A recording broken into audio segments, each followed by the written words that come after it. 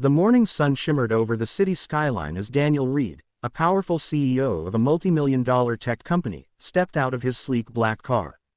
His expensive shoes clicked against the marble pavement as he held his 2-year-old daughter, Lily, in his arms. The world knew Daniel as cold, efficient, and untouchable, a man who believed emotions were weaknesses and time was money. But that morning, everything changed. As his driver unloaded briefcases from the trunk, Daniel noticed Lily squirming to be put down. He sighed and set her on the ground, adjusting his tie. She toddled a few steps away and stopped near a woman sitting on the sidewalk, clothed in rags, her hair tangled, her face weary yet strangely gentle. The woman had a small cardboard sign that read, "Just need a little help to get home." Before Daniel could call Lily back, the little girl smiled and handed the woman her favorite stuffed bunny. "You look sad. You can keep Mr. Bunny," Lily said softly. Daniel froze. His security guard instinctively moved forward, but Daniel lifted a hand to stop him. Something about the moment, his innocent daughter showing compassion to someone the world ignored, held him still. The woman looked up, eyes brimming with tears. "Thank you, little angel," she whispered.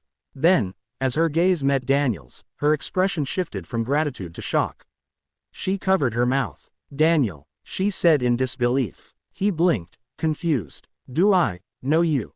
Her voice trembled. "You should. 10 years ago, I was your company's accountant. You fired me after I made a mistake on a report. I lost my job, my home, and everything after that." The words hit Daniel like a hammer. He remembered vaguely, a young woman named Sarah. He had been ruthless then, more concerned about quarterly profits than human lives.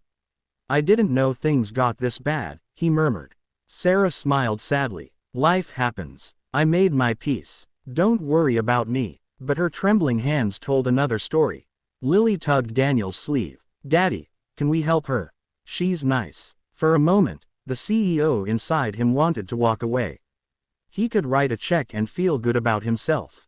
But then, something deep within him cracked open. Maybe it was guilt. Maybe it was his daughter's pure heart. Or maybe it was the haunting realization that success meant nothing if it cost his humanity.